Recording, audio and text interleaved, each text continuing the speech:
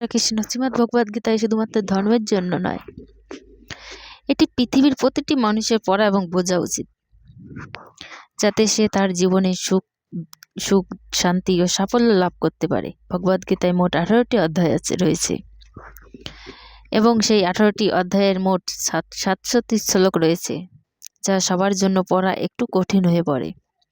সেই কারণে আজকের খুব বিশেষ এই ভিডিওটিতে আমরা শ্রীমদ্ ভগবদ গীতার কিছু অমৃত কথা বলতে যাচ্ছি। সেটা জানলে আপনি ভগবদ গীতার প্রকৃত অর্থ বুঝতে পারবেন।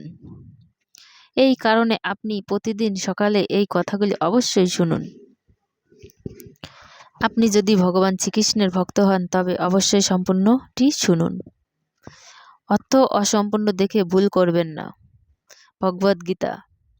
যদি ভগবান আপনাকে অনেক অপেক্ষা করাচ্ছে, তাহলে প্রস্তুত থাকুন যে তিনি আপনাকে যা চেয়েছেন তার চেয়ে বেশি দিতে চলছে। মৃত ব্যক্তিকে কাঁধ দেওয়াকে মানুষ যেমন পুণ্য বলে মনে করে, তেমনি জীবিত মানুষের পাশে থাকা পুণ্য বলে ভাবতে শুরু করলে জীবন সহজ হয়ে যাবে। জীবন নিয়ে এত ভাববেন না। যে আপনাকে জীবন দিয়েছে সে নিশ্চয়ই কিছু না কিছু ভেবে রেখেছেন। আমাদের অকারণেই কোনো মানুষের সাথে দেখা হয় না। আমরা কিছু মানুষের থেকে শিক্ষা পাই আর কিছু মানুষের থেকে জ্ঞান পাই। শ্রীকৃষ্ণ বলেন, কাউকে দুঃখ দিয়ে আমার কাছে তোমার সুখ কামনা করো না, আর কাউকে যদি ক্ষণিকের জন্য সুখ দাও তবে তোমার দুঃখ নিশ্চয়ই। যখন কষ্ট আর কটু কথা দুটোই সহ্য হতে শুরু করবে, তখন বুঝবে তুমি বাঁচতে শুরু করছো। কে কি করছে, কিভাবে করছে এবং কেন করছে তা থেকে যত দূরে থাকবেন ততই সুখী হবেন। আপনি হাসতে থাকলে পৃথিবী আপনার সাথে থাকবে, নইলে চোখের জলে চোখেই ঠাঁই পায় না।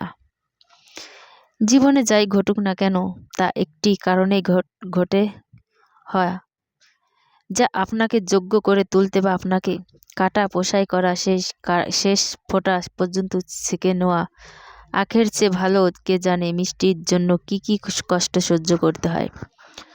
যখন কেউ আমাদের হৃদয়ে আঘাত করে তখন আমাদের চুপ থাকাই উত্তম, কারণ যাকে আমরা উত্তর দেব না সময় তাদের জবাব দেবে।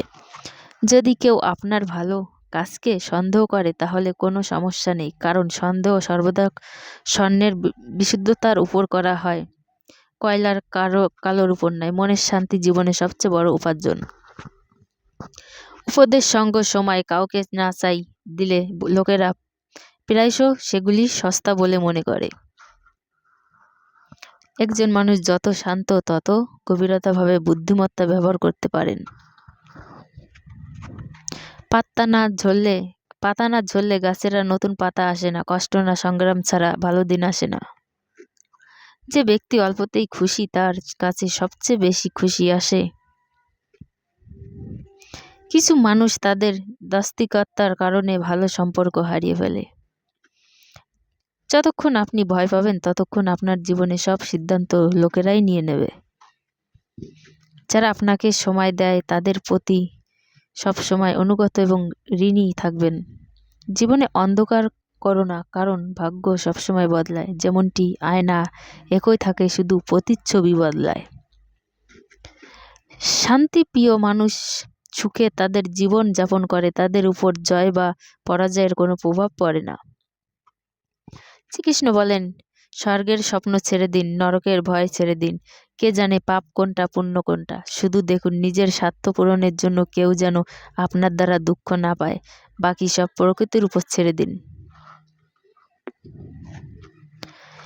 না পয়সা বড়, না যোগ্যতা বড়, খারাপ সময় যে সাথে থাকে সে সব থেকে বড়। কেউ যদি আপনাকে নিজের স্বার্থ পূরণের জন্য মনে করে তাহলে তাকে স্বার্থপর ভাববেন না, কারণ আপনি তার জীবনে সেই উজ্জ্বল আলো যা সে অন্ধকারে দেখতে পারে। সবাইকে নিজের গোপন কথা বলবেন না, কারণ আজ যে আপনার সাথে আছে কাল সে আপনার বিরুদ্ধে যেতে পারে। গাছের ডালে বসে থাকা পাখি এই জন্য ভয় পায় না যে গাছের ডালটা নড়ছে, কারণ পাখির ডালের উপর নয় নিজের ডানার উপরে বিশ্বাস রাখে। পৃথিবীতে বেশিরভাগ স্বপ্নই এটা ভেবে ভেঙে গেছে যে লোকেরা কি বলবে। দুঃখে নিজে আঙুলের চোখের জল মোছে আর সুখে 10টা আঙুলি তালি বাজায়। যখন নিজের শরীরে এমন করে তাহলে পৃথিবীকে দোষ দিয়ে কী লাভ? একটা কথা সর্বদা মনে রাখবেন, সুখে সবাই পাশে থাকবে, কিন্তু দুঃখে শুধু ভগবানই পাশে থাকবে। পরিশ্রম করছেন কিন্তু ফল পাচ্ছেন না, মনে রাখবেন যখন তিনি ফল দেওয়ার শুরু করবেন তখন তা সামলাতে পারবেন না, তাই এটা ভেবে পরিশ্রম করে যান। অন্ধকার অধিক বোবা হয়ে আপনার লক্ষ্য মনোনিবেশ করুন। এখানে অনেক বেকার মানুষ আছে যারা নিজেও কিছু করবে না এবং অন্যকেও করতে দেবে না, তাদের মনোবল ভেঙে দেবে। সামান্য কিছুতেই মানুষ আপনাকে ছেড়ে চলে যায়, কিন্তু ঈশ্বর আপনাকে সামান্য প্রার্থনার কাছে টেনে নেন। নিজের কর্মকে ভয় করো, ভগবানকে নয়। ভগবান ক্ষমা করে, কিন্তু তোমার কর্ম নয়। এটা অপরিবর্তনীয় সত্য। যেমন এটি বাছুর তার মাকে 100টি গোবর মাঝে খুঁজে নিতে পারে, একইভাবে কর্ম তার কর্তা খুঁজে নিতে পারে। আজ না হোক কাল সে তার কর্তা খুঁজেই নেবে।